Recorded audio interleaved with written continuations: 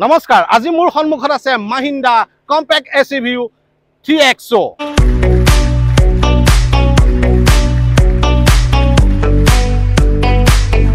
Mahindra XUV 3XO RevX variant. আপোনালোকে এই গাড়ীখনত ডুৱেল টন পাই যাব। গাড়ীখনৰ মই ফ্ৰণ্ট লুকছটো আপোনালোকক দেখাব বিচাৰিছোঁ। এতিয়া ফ্ৰণ্ট লুকছৰ পৰা যদি আহোঁ তেতিয়াহ'লে বাম্পাৰটো পাই যাব আপোনালোকে বডি কালাৰ। তাৰপিছতে আপোনালোকে পাই যাব বডি কালাৰ গ্ৰিল। এতিয়া টায়াৰত আপোনালোকে এলয় পাই যাব, এলয় টায়াৰ। আৰু মই যদি ফ্ৰণ্ট হেডলেম্পলৈ যদি আহোঁ তেতিয়াহ'লে ফাৰ্ষ্ট অফ অল আপোনালোকে পাব প্ৰজেক্টৰ হেডলেম্প। তাৰ কাষতে পাব আপুনি DRL, লগতে পাই যাব আপোনালোকে ছাইড ইণ্ডিকেটৰ। আৰু মই আপোনালোকক এফালে লৈ আহিব বিচাৰিছোঁ, ছাইড মিৰত আপোনালোকে পাই যাব ইণ্ডিকেটৰ। এতিয়া আৰু মই দেখুৱাব বিচাৰিছোঁ গাড়ীখনৰ, চাওক গাড়ীখন আপোনালোকে ইয়াত যদি যায়, বডিত যদি যায় ডুৱেল টনত আপোনালোকে ৰুফ ৰেল পাই যাব। তাৰ তলতে যদি চাওঁ বেজিংটো, ৰেভেক্স বেজিংটো আপোনালোকে পাই যাব। আৰু এফালে যদি আপুনি আহে ঘূৰি পেলাই তেতিয়াহ'লে আপোনালোকে পাই যাব ইনফিনিটি কানেক্টিং টেইল লেম্প পাই যাব। আৰু তাৰ তলতে আপুনি পাই যাব ধৰক XUV 3XO বেজিংটো পাই যাব। তাৰ লগতে আছে ধৰক স্পইলাৰ, স্পইলাৰ তলতে আছে ধৰক বেক ৱাইপাৰ পালে, তাৰপিছতে উইথ ডিফগাৰ, বুজি পালে। তো এতিয়া মই এইফালে লৈ আহিছোঁ, তাৰ লগতে আপোনালোকে ৰেভেক্স বেজিংটো পালে। এতিয়া কথা হ'ল এইফাললৈ যদি মই আপোনালোকক ঘূৰাই যদি লৈ আহোঁ যে আপোনালোকে যিখিনি সুবিধা বিচাৰিছে মাহিন্দ্ৰা XUV 3XO ৰেভেক্স যিটো ভেৰিয়েণ্ট, ইয়াত আপোনালোকে ভিতৰত কি সুবিধা পাব, মানে ইণ্টেৰিয়ৰত আপোনালোকে কি সুবিধা পাব। তো আহক মই ভিতৰলৈ আপোনালোকক সোমোৱাই লৈ আহিছোঁ। এতিয়া মই আপোনালোকক গাড়ীখনৰ ভিতৰলৈ লৈ আহিছোঁ। যিহেতু ইণ্টেৰিয়ৰ হয় মই আপোনালোকক দেখুৱাই দিছোঁ ব্লেক এণ্ড হোৱাইট ইণ্টেৰিয়ৰটো ডুৱেল টন। আৰু মই যদি আপোনালোকক গাড়ীখনৰ চিটলৈ যদি যাওঁ লেডাৰেড ব্লেক কালাৰ চিট পাই যাব, বুজি পাইছেনে। আৰু এইফালে লৈ আহক আপোনালোকে ঘূৰি পেলাই। এতিয়া আপোনালোকে ইণ্টেৰিয়ৰটো দেখা পালে ডুৱেল টন হয়, ব্লেক লেডাৰেড চিট আপোনালোকে দেখা পাইছে, 10.25 ইনফৰটেইনমেণ্ট ছিষ্টেম। তাৰ লগতে আপোনালোকে ক্লাইমেট কণ্ট্ৰল, তাৰপিছতে আপুনি পাই যাব ৱায়াৰলেছ চাৰ্জাৰ। ৱায়াৰলেছ চাৰ্জাৰটো আপুনি পাই যাব, চাওক ইয়াত দেখিছে চাৰ্জ হৈছে। তাৰ উপৰিও আপোনালোকে ডুৱেল জোন AC পাই যাব, বুজি পাইছেনে। তো এনেকুৱা হয় গাড়ীখন চলাই আছে, আপোনাৰ লগত এজন ব্যক্তি আছে, তেখেতত বেছি ঠাণ্ডা লাগিছে। তো ঠাণ্ডা লাগোতে কি কৰিব, ACটো আপুনি ধৰক কণ্ট্ৰল কৰিব পাৰে। তেখেতৰ বেছি ঠাণ্ডা লাগিছে, তেখেতে ধৰক 20 কৰি ল'লে, আৰু গৰম লাগিছে আপুনি 18 কৰি ল'ব পাৰে। সেইটো এটা ভাল তেওঁলোকে ফিচাৰ্ছ দিছে, বুজি পাইছেনে। তো গাড়ীখন মই ধুনীয়াকৈ দেখুৱাইছোঁ। আৰু ফ্ৰণ্টত আপোনালোকে এইফালে এটা এয়াৰ বেগ পাই যাব, আৰু ষ্টেৰিঙৰ এইফালে এটা এয়াৰ বেগ পাই যাব, বুজি পাইছেনে। আৰু ইয়াতে আপুনি Type-C চাৰ্জাৰ পইণ্ট পাই যাব, এইটো দেখিছে Type-C চাৰ্জাৰ পইণ্ট।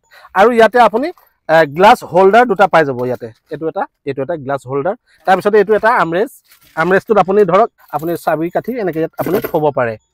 তাৰপিছতে আহি গ'ল এডাল হেণ্ড ব্ৰেক, তাৰপিছত গিয়াৰ লিভাৰ, তাৰপিছতে ফ্ৰণ্টত আপুনি পাই যাব মেৰ', আপুনি নাইট ভিজন পাই যাব, টিপি দিব নাইট ভিজন হৈ যাব। তাৰ লগতে ধৰক বডি লাইটটো পাই যাব। বডি লাইটত আপুনি বিভিন্ন ধৰণৰ ইয়াতে ছিষ্টেম আছে, আপুনি বডি লাইটটো জ্বলাবও পাৰে নজ্বলাবও পাৰে। কিন্তু তাৰ লগতে কিন্তু পেনৰমিক ছানৰুফ আছে এইখন গাড়ীত।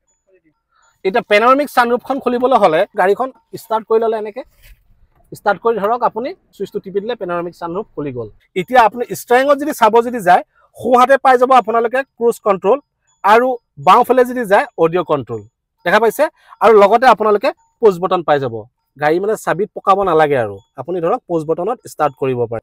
10.25 ইঞ্চি DIS পাই যাব। তাৰ লগতে আপুনি পাই যাব মাইক্ৰ' হাইব্ৰিড টেকন'লজি পাই যাব। দেখিছে মই ধুনীয়াকৈ দেখুৱাই দিছোঁ মাইক্ৰ' হাইব্ৰিড টেকন'লজি। এতিয়া মই আহি গ'লোঁ ৰেয়াৰ চিটত। আৰু ৰেয়াৰ চিটত আপোনালোকে কি ফেচিলিটিছ পাব। এতিয়া যিহেতু আপুনি ৰেয়াৰ চিটত আপোনালোকে বহিব, তো বহাৰ লগে লগেতো আপোনালোকক AC লাগিব। তো ইয়াতে ধুনীয়াকৈ আপোনালোকক AC ছিষ্টেমটো দি দিছে, ৰেয়াৰ AC, যাতে দুজন মানুহ ধুনীয়াকৈ বা তিনিজন মানুহ ধুনীয়াকৈ ACটো ল'ব পাৰে। তাৰ লগতে আপুনি পাই যাব আমৰেজ। অ'কে, এইটো হৈছে আমৰেজ। তো আমৰেজত আপোনালোকে দুটা গ্লাছৰ ছিষ্টেম পাই যাব, দুটা গ্লাছ ধুনীয়াকৈ যাতে আপুনি থ'ব পাৰে পানী খাবৰ কাৰণে। সেইটো হৈছে আমৰেজ। আৰু ইয়াতে চিট বেল্ট আছে, এইফালে চিট বেল্ট আছে, আৰু ধুনীয়াকৈ আপুনি বহিব পাৰে একদম ফুল্লি কমফৰ্টেবল। মানে ধৰক আপোনাৰ বেক পেইন নহয় বা আপোনাৰ আঁঠু বিষ নহয়। কেতিয়াবা কি হয়, আমি পিছৰ চিটত বহিলে, মানে ৰেয়াৰ চিটত বহিলে আমাৰ অলপ আনকমফৰ্টেবল ফিল লাগে। চ' এইকাৰণে ধৰক গাড়ীখনত ধুনীয়াকৈ আপুনি বহিব পাৰে। চ' মই আপোনালোকক সকলোখিনি কৈছোঁৱে ফিচাৰ্ছৰ বিষয়ে। এতিয়া আপোনালোকে জানিব লাগিব বুট স্পেচটো। বুট স্পেচটো আপোনালোকে চাওক 364 লিটাৰৰ। আৰু আপোনালোকে দেখিছে গাড়ীখন একদম নতুন গাড়ী। মই আপোনালোকক আজি সম্পূৰ্ণ ৰিভিউটো দিছোঁ। তো কেনেকুৱা লাগিছে তো আপোনালোকে কমেণ্ট বক্সত কমেণ্ট কৰিব। এতিয়া কথা হ'ল গাড়ীখন প্ৰায় আপোনালোকক মই কৈছোঁৱে, কিন্তু এতিয়া আপুনি গাড়ীখন যিহেতু ল'ব বা আপোনাৰ ফেমিলি গাড়ীখনত উঠি পেলাই ফুৰিব যাব, এতিয়া চবতকৈ ডাঙৰ কথা হৈছে যে গাড়ীখন ৰুট ছেফটি বা আপোনাৰ ফেমিলি কিমান সুৰক্ষা হ'ব, চবতকৈ ডাঙৰ কথা হৈছে সেইটো। এতিয়া আপোনালোকে B&K 5 ষ্টাৰ ছেফটি ৰেটিং আপোনালোকে পাই যাব এই মাহিন্দ্ৰা XUV 3XO ৰেভেক্স ভেৰিয়েণ্টটোত।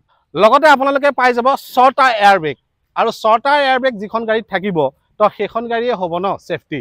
এতিয়া মই আপোনালোকক মাহিন্দ্ৰা XUV 3XO ৰেভেক্স যিটো ভেৰিয়েণ্ট, এই গাড়ীখন সম্পূৰ্ণ আপোনালোকক ডিটেইলছ দিলোঁ। এতিয়া কথা হ'ল আপুনি ফুৰিব যাব কিন্তু আপোনাক মাইলেজটো লাগিব। এতিয়া মাইলেজটো আপোনাক কিমান দিব? এই গাড়ীখন হৈছে পেট্ৰলৰ, আৰু এই গাড়ীখনৰ মাইলেজটো পাই যাব আপোনালোকে পাৰ লিটাৰত 20 কিলোমিটাৰ। তো গাড়ীখনৰ সম্পূৰ্ণ কথাখিনি আপোনালোকক ক'লোঁ, মই ফিচাৰ্ছৰ বিষয়ে ক'লোঁ, মাইলেজৰ কথা ক'লোঁ, গাড়ীৰ বডি কথা ক'লোঁ, বুট স্পেচৰ কথা ক'লোঁ, আৰু গোটেই কথাখিনি কোৱাৰ পিছত এতিয়া গাড়ীখন নিশ্চয় আপোনালোকৰ ল'ব মন গৈছে। এতিয়া এই গাড়ীখন আপোনালোকে ক'ত পাব, মানে ইনকুৱাৰীটো আপুনি ক'ত কৰিব? তো ইনকুৱাৰীটো কৰিবলৈ হ'লে তো আপোনালোক আহিব লাগিব নগাঁও বেবেজীয়া GD মটৰ্ছত আহিব লাগিব।